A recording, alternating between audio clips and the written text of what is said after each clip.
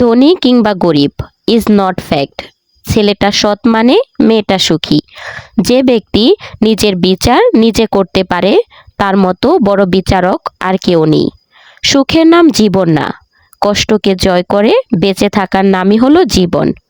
মানুষ সব সময় তোমার বাহিরেরটা দেখেই বিচার করবে, তোমার হৃদয় যতটা খাঁটি হোক না কেন।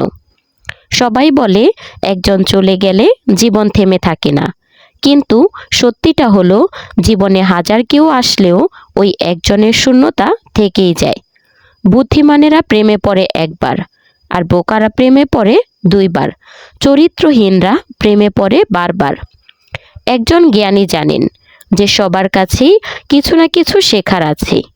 যাকে অবহেলা করছো সে তো একদিন এমনিতেই চলে যাবে, কিন্তু লক্ষ্য রেখো যার জন্য তাকে অবহেলা করছো সে যেন আবার তোমায় ছেড়ে চলে না যায়। তিনটি কথা মনে রাখবে। যে তোমাকে সাহায্য করেছে তাকে কখনো ভুলে যেও না। যে তোমাকে ভালোবাসে তাকে কখনো ঘৃণা করো না। যে তোমাকে বিশ্বাস করে তাকে কখনো ঠকিও না। কেউ ব্যস্ত নয়, যার তোমাকে যতটা প্রয়োজন সে তোমাকে ততটাই গুরুত্ব দিবে। যাদের চোখে অল্পতেই জল আসে তারা দুর্বল নয়, সরল হয়। আপনি থেকে তুমি হওয়ার গল্পটা মধুর হলেও তুমি থেকে আপনি হওয়ার গল্পটা ভীষণ কষ্টের। চায়ের কাপে ভেজানো বিস্কুট একটাই শিক্ষা দেয়, কারো প্রতি এতটাও ডুবে যেও না যাতে নিজেকেই ভেঙে পড়তে হয়। খুব কষ্ট হয় যখন কাছের মানুষগুলো পরিস্থিতি না বুঝেই ভুল বুঝে। একটা কথা মাথায় রাখবেন, সম্পর্ক যত গভীর হবে আঘাত তত বড় হবেই। মা ছাড়া শুধু বাড়ি নয়, জীবনটাও খালি খালি লাগে।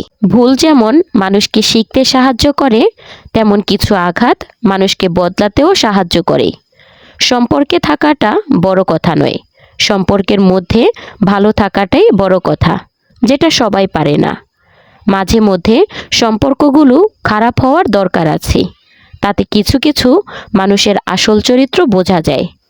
মানুষ দুটো সময় চুপ থাকে, যখন তার কথা বলার মতো কিছু থাকে না, অথবা তার বলার মতো অনেক কিছু থাকে কিন্তু সে বলতে পারে না।